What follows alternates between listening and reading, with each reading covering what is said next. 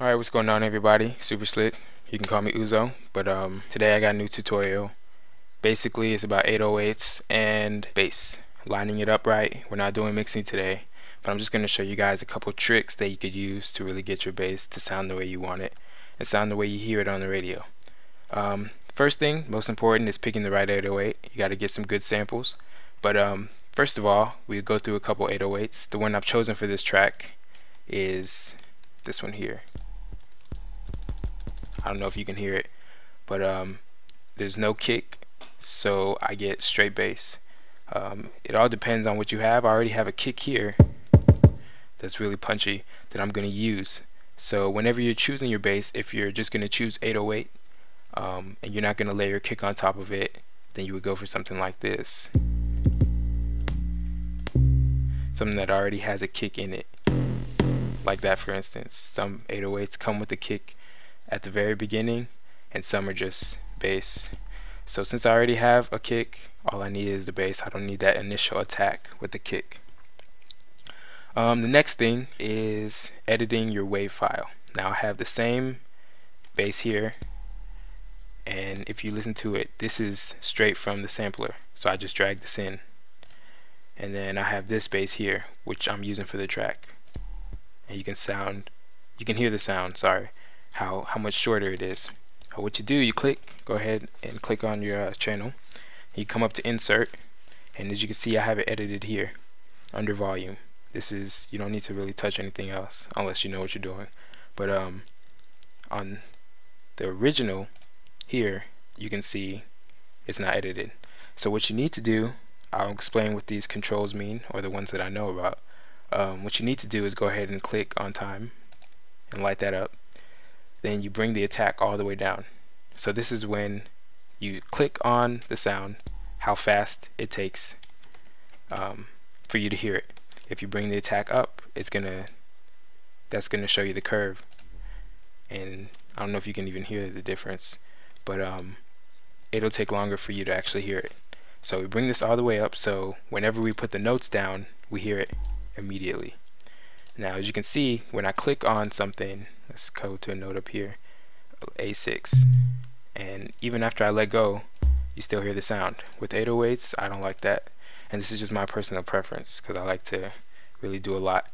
So what you do is just bring the release down, not all the way, because if you bring it down all the way, then as soon as you let go, you're done hearing the sound.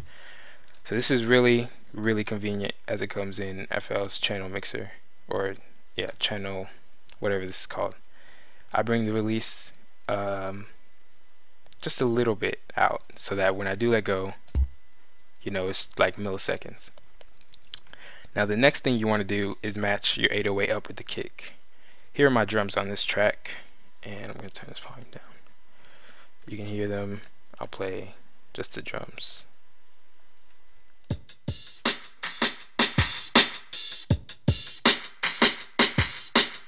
So what I'm going to do is click right on my drum track, click this green light, and I will press Control C and hold Control as I press C. Then I go to wherever I want the 808s, and I click on the 808 channel.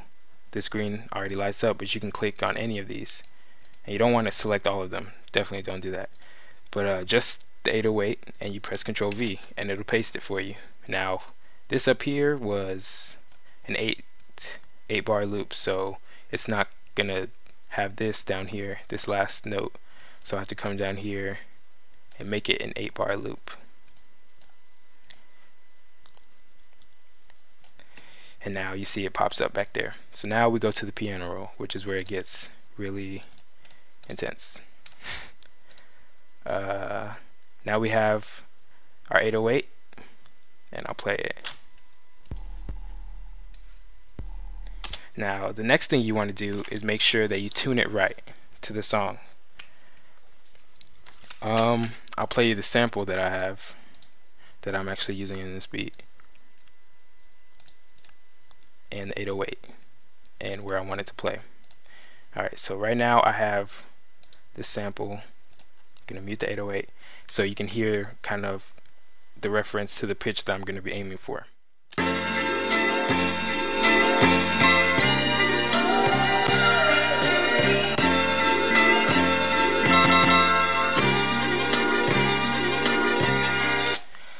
So we have to get the 808 to match as much as possible, and this is where it gets a little bit confusing.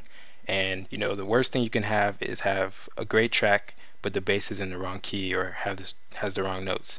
So what we do, we are going to select all, which I press Control and I click and drag to select all, and I'll bring this up to C6, which is just an octave higher, and it's going to play just the 808, and I'm going to listen to it and try and figure, you know, where it is. Let's see.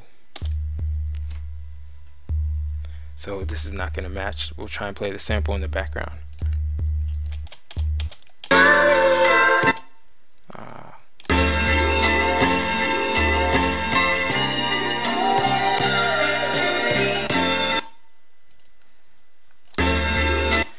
So it's going to take a while and it might sound a little muddy, so I'm actually going to pause the video and do this. Alright, so I found out where the first few notes are. Let's see. Alright, so I found out, you know, where the first few notes are to get it to sound right. We have the sample and we have our 808, so let's play it. And a good way to be able to find out the pitch and where you want your 808 to hit is actually to bring it up from the C5 octave up to about C6 and sometimes C7. So we're going to do that. Control, drag, and press Control and the up arrow key, which will transfer it up an octave instantly on the same note. So we're going to play this.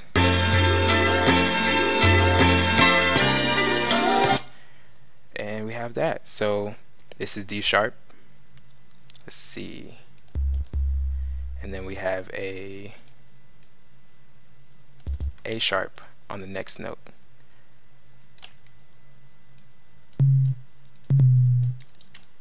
So we can click and drag this, and the way I did that was same thing, Control, click and drag, and then I press Shift and I clicked and dragged that. So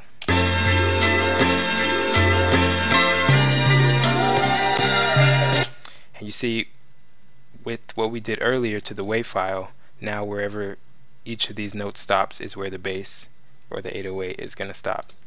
So now we can have a little bit of fun. We bring this down to the right octave, which is C5, and I'm actually going to turn off this sample and we'll just listen to it like that.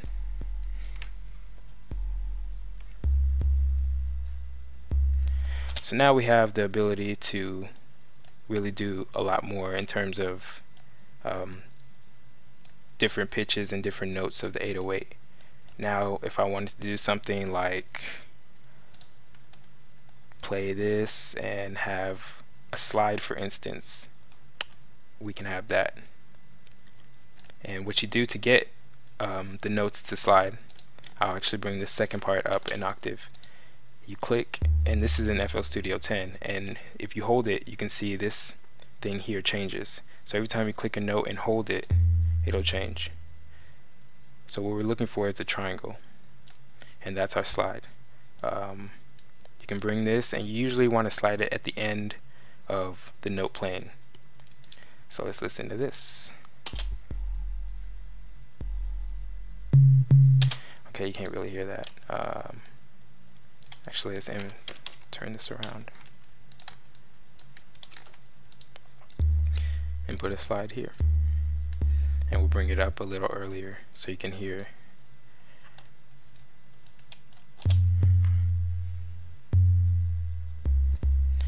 And so if we had our slide note all the way down, you'd hear it slide a lot faster and it'd be a lot more apparent. You could hear it better.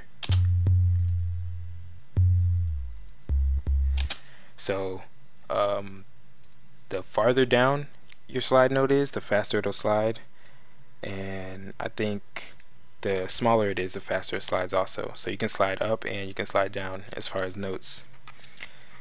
And that's really, with 808s, you have so much now because we did this editing here in the channel editor. we have so much flexibility with our 808. We can do notes and stop them when we want. You can do little stutters if you want to do, let's see,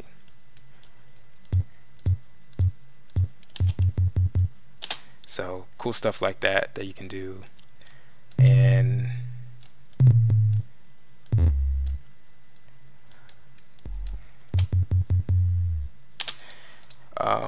last but not least, I actually have the 808s done for this track, so I'm going to show you guys what I did. But this is on 8th channel. With the 808s, a lot of time they clash with the bass and it doesn't sound really, it's hard to really get it to sound the way you want. So what you do, this is my 808 track, and what you do at the very end, actually I'll just do an example. Let's say 9, pattern 9. I'll do a kick here, and I'll just do it on this pattern.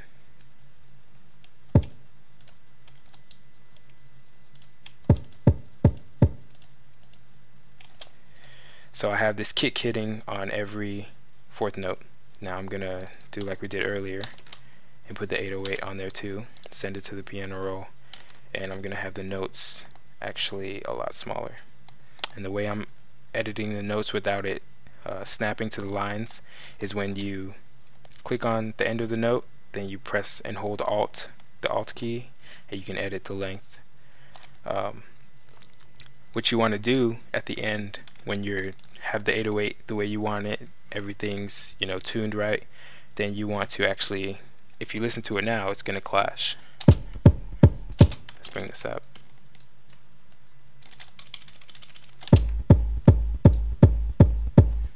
But what you want to do is select all of them, and then here's the key. You press and hold the Alt key and you press the right arrow, and it's only 2 or 3 times, and you can see it moves it just a little bit off the line, and this is like milliseconds. So the transient that you get with your kick, which is the first 4 or 5 milliseconds, that'll come through without the bass interfering. So you get a lot punchier kick, and also if you mix your bass right, it'll come out really thick and full. So those are just some tips from Uzo. I hope you learned something, and look out for more tutorials. Be sure to subscribe. Thank you.